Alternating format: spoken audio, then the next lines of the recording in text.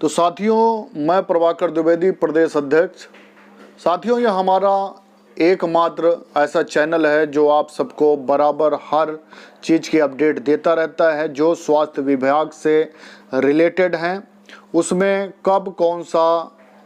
कहाँ पर मीटिंग है, कहाँ पर धरना है, क्या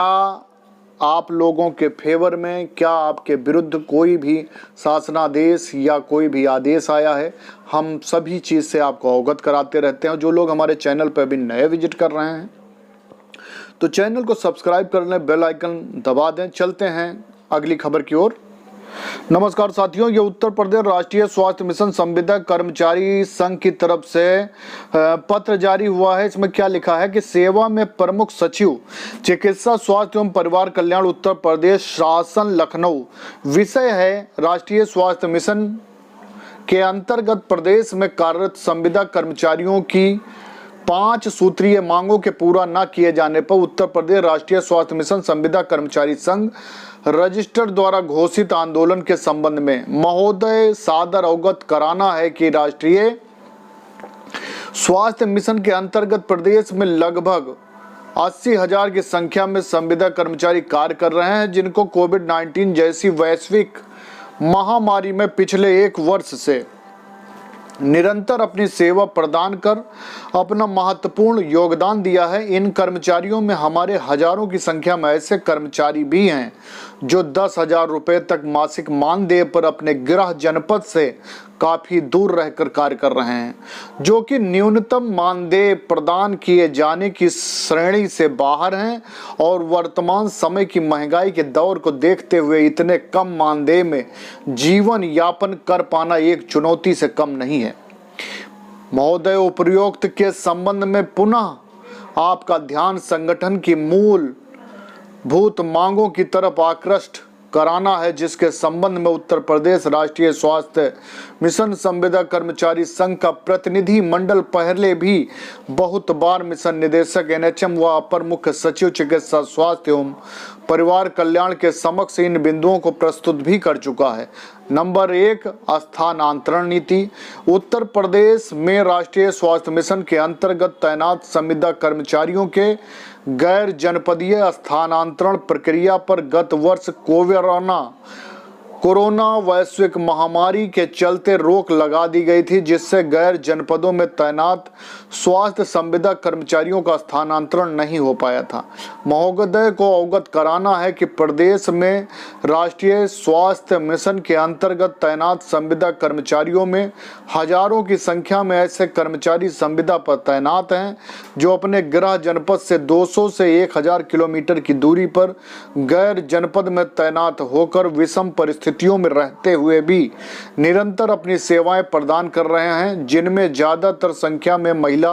संविदा कर्मचारी हैं। कृपया संविदा कर्मचारियों के स्थानांतरण प्रक्रिया शीघ्र बहाल करने का कष्ट करें। नंबर 2 में है वेतन पॉलिसी एवं वेतन विसंगति।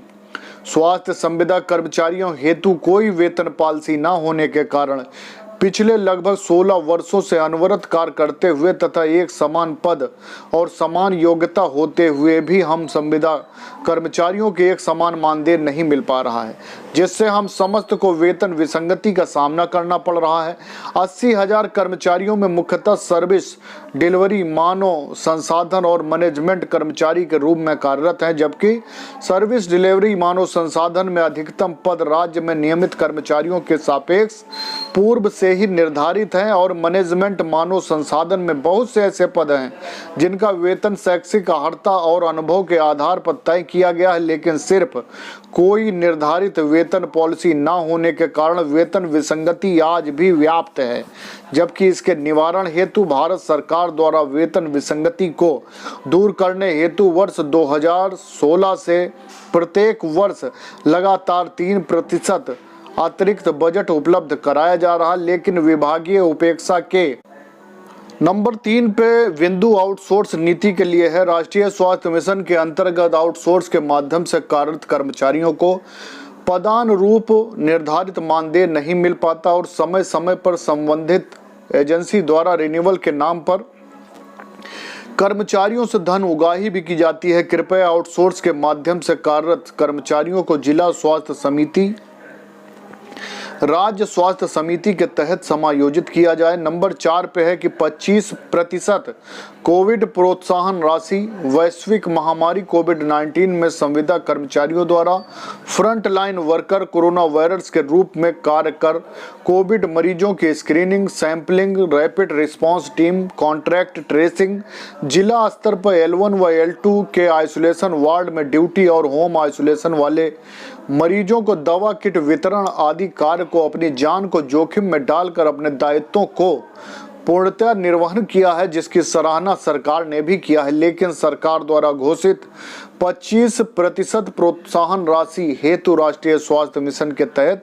कार्यरत संविदा कर्मचारियों को इससे बाहर रखा गया, जिससे कोविड कार्य के प्रति हमारे मनोबल को हतोत्साहित किया जा रहा है। कृपया उक्त प्रोत्साहन राशि हम समस्त संविदा कर्मचारियों को भी प्रदान किया जाए। नंबर 5 पे है कि पीटी परीक्षा की बाध्यता। राष्ट्रीय स्वास्थ्य मिशन के अंतर्गत समूह ग की श्रेणी में कार्यरत संविदा, पैरामेडिकल व अन्य कर्मचारियों हेतु प्रारंभिक पात्रता परीक्षा पीटी की अनिवार्यता को खत्म कर इसे परीक्षा से मुक्त करते हुए ऐसे समस्त कर्मचारियों को नियमित पदों पर सीधे समायोजित किया जाए, क्योंकि उक्त कर्मचारी वर्षों से स्वास्थ्य विभाग में संविदा